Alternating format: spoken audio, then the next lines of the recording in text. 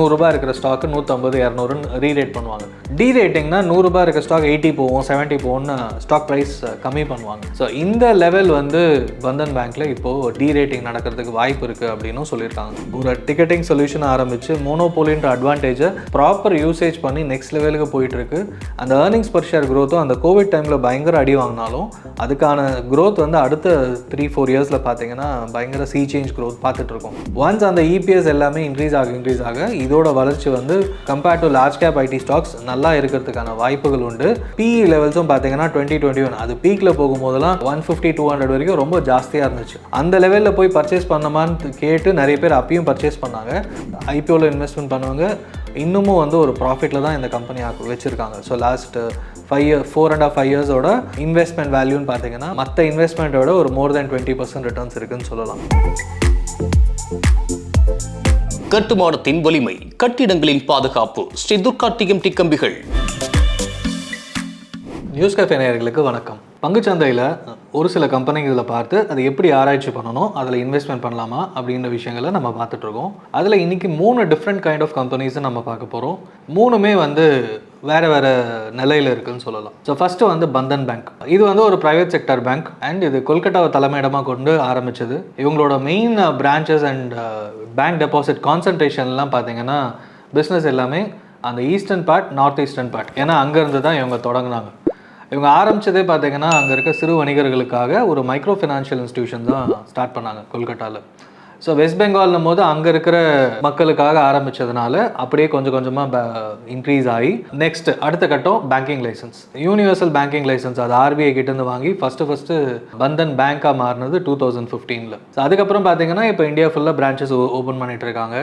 எல்லா எக்ஸ்பேன்ஷன் மோட்லேயும் போயிட்டுருக்காங்க. ஸோ இந்த பேங்க் வந்து பார்த்தீங்கன்னா 2020-21 வரைக்கும் கிட்டத்தட்ட என்பிஏ ஜாஸ்தி. ஏன்னா பேங்கிங் லைசன்ஸ் வாங்கி நிறைய லோன்ஸ் கொடுக்கணும், அப்போ தான் டெவலப் ஆக முடியும். அக்ராஸ் இந்தியா எப்படி இருக்கும் தெரியாது.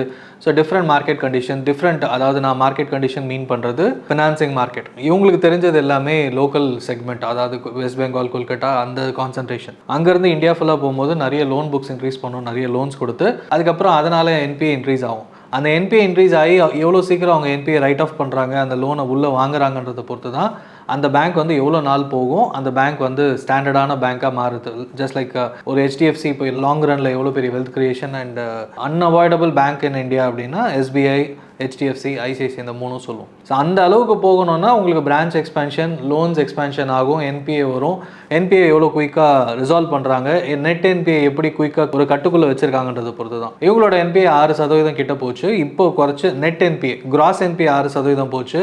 நெட் என்பிஏயும் 2-3க்கு மேலே இருந்து இப்போ வந்து less than 1, I think around 1.1% net NBA வந்திருக்கு. ஸோ இதுலேருந்து என்ன தெரியுதுன்னா என்பிஏ பர்சன்டேஜ் கொஞ்சம் கொஞ்சமாக லாஸ்ட் 3 இயர்ஸாக குறைச்சிட்டு வராங்க. இது வந்து ஃபண்டமெண்டலி ஒரு நல்ல விஷயம் அப்படின்னு பார்த்தாலும் பீட்டா வந்து ஐ திங்க் அரௌண்ட் 1.5 அந்த ரேஞ்சில் இருந்தாலும் மிகப்பெரிய ஃபேக்டர் ஃபண்டமெண்டலி இந்த கம்பெனி எப்படி இருக்குன்னு பார்த்தீங்கன்னா இதோட MD and CEO, இது யார் ஆரம்பித்தா இது நெக்ஸ்ட் லெவலுக்கு கொண்டு வந்தா அப்படின்ற பார்த்தீங்கன்னா CS கோஷ் அப்படின்றவர். ஸோ அவர் வந்து 3 months எக்ஸ்டென்ஷனும் போர்டு அப்ரூவல் கொடுத்துட்டாங்க.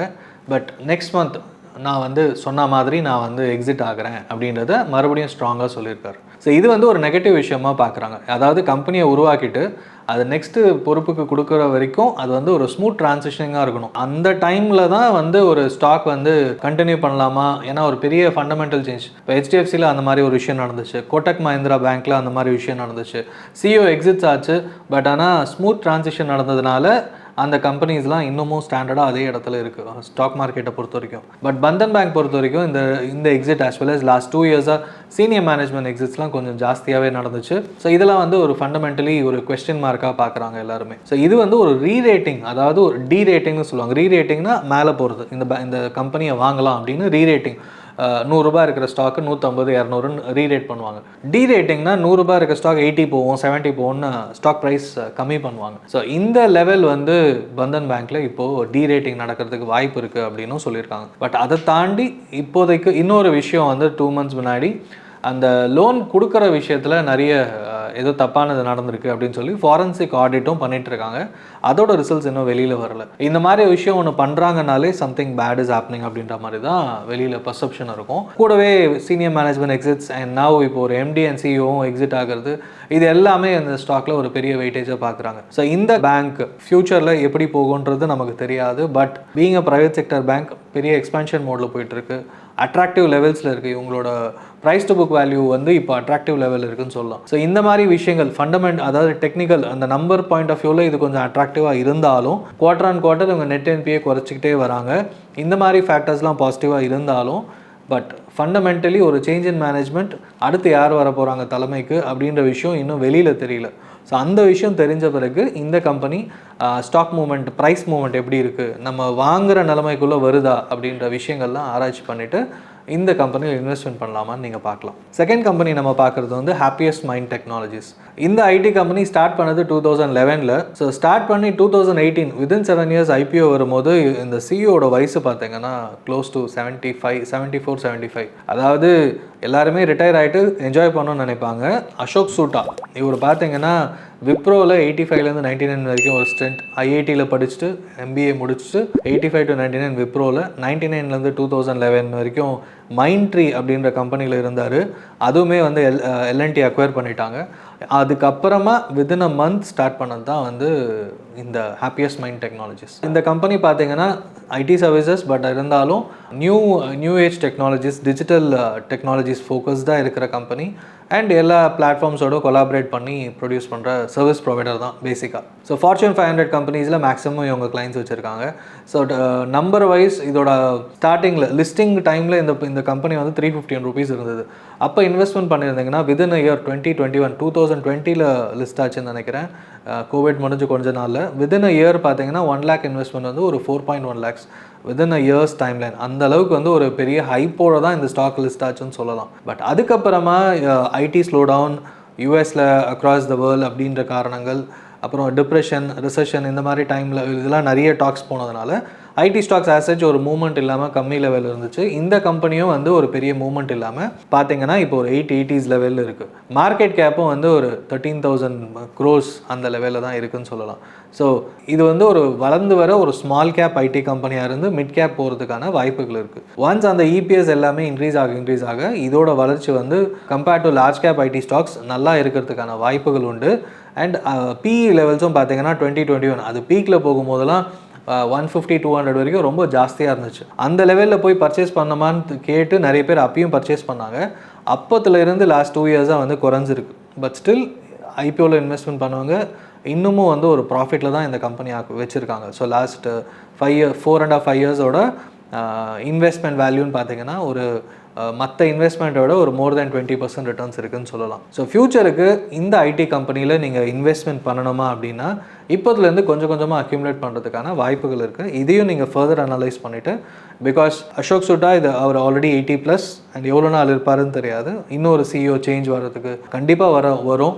அப்போ வந்து இந்த கம்பெனி எந்த அளவுக்கு போகுது, இந்த கம்பெனி இதே ஸ்டாண்டர்டில் மெயின்டைன் ஆகுதா, இது வந்து ஒரு பார்க்க வேண்டிய விஷயம்.